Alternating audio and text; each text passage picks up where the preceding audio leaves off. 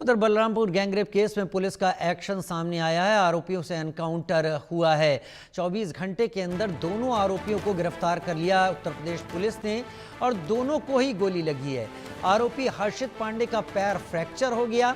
दिव्यांग लड़की से गैंगरेप की वारदात को अंजाम दिया था और अब इन आरोपियों का सही इलाज उत्तर प्रदेश पुलिस करेगी। जिन्होंने दिव्यांग लड़की की आत्मा को भी झकझोरा, उसकी मानसिक स्थिति, उसके शरीर को भी समझा नहीं, केवल अश्लीलता, गंदगी दिमाग में लिए हुए उस लड़की के साथ ये घिनौनी हरकत की और पुलिस ने सही सबक सिखाया। एक टांग पर दोनों को ले आई।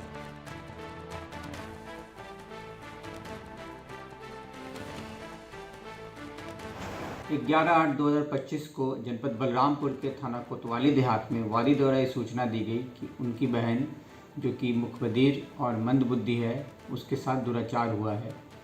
इस सूचना पर पुलिस ने तत्काल मुकदमा पंजीकृत किया और इसकी विवेचना प्रारंभ की गई।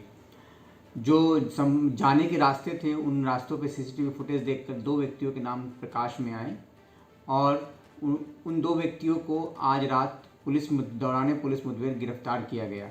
जो 2 व्यक्तियों को गिरफ्तार किया गया उनके नाम है अंकुर वर्मा पुत्र चंद्रदेव और दूसरा हर्षित पांडे पुत्र प्रयाग दत्त।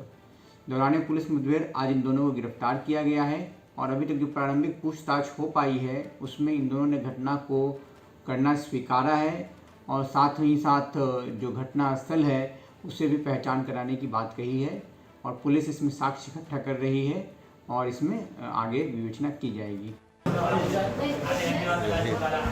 आरोपियों को गोली लगी, आप देख पा रहे हैं।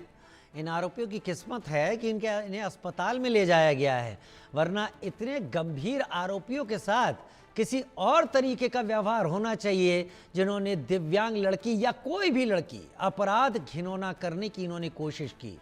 अभिषेक सिंह मेरे साथ लाइव जुड़े हुए हैं। अभिषेक, उत्तर प्रदेश पुलिस की आज तो तारीफ करनी पड़ेगी। दिव्यांग लड़की के साथ घिनौनी वारदात करने वाले को दिव्यांग कैसे या अपाहिज कैसे बनाया जाता है, आज देख भी लिया। इन आरोपियों के साथ यही होना सर्वश्रेष्ठ है। हरकत और इतना इन लोगों का हौसला बुलंद था, इन दोनों मानसिक विकृत अपराधियों का, कि इन्होंने डीएम बंगले के बाहर भी ये नहीं सोचा कि हम पकड़े जाएंगे। वहां सीसीटीवी कैमरा लगा हुआ है। ये कैमरेज जो तस्वीरें हम स्क्रीन पर दिखा रहे हैं अपने दर्शकों को, डीएम के बंगले के यानी बलरामपुर के जिलाधिकारी के बंगले के बाहर की तस्वीरें हैं। वहां से ये मासूम बच्ची अपने मामा के घर आई थी रक्षाबंधन में। परिवार तकरीबन 300-400 किलोमीटर दूर रहता है। शाम को अपने मामा के घर से अपने घर जा रही थी। उस वक्त इन दोनों हैवानों की नजर इस बच्ची पर पड़ती है। ये दोनों इसका पीछा करते हैं दौड़ाकर और बच्ची की भागती हुई तस्वीरें दिख रही है और पीछे जाकर खेत में इसके साथ जो दुष्कर्म किया जाता है और उसके बाद हरकत में पुलिस आती है। पहले दोनों को ढूंढा जाता है। सीसीटीवी कैमरे ने बहुत मदद की इस पूरे केस में, इन्वेस्टिगेशन में पुलिस की। नहीं तो बहुत दिनों तक ये केस इस तरह से ब्लाइंड रहता। इसीलिए ऑपरेशन त्रिनेत्र का हर जगह पर जो इंस्टॉलेशन है वो किया जा रहा है। यानी हर जगह पर ये सीसीटीवी कैमरेज को लाइन बाय लाइन इंस्टॉल किया जा रहा है ताकि कोई भी फुटेज आगे पीछे मिलती रहे। और इसका एक बड़ा फायदा इस केस में मिला है। बलरामपुर पुलिस ने तुरंत एक्शन लिया और फिर इन दोनों को एनकाउंटर में ढेर किया। दोनों का इलाज चल रहा है।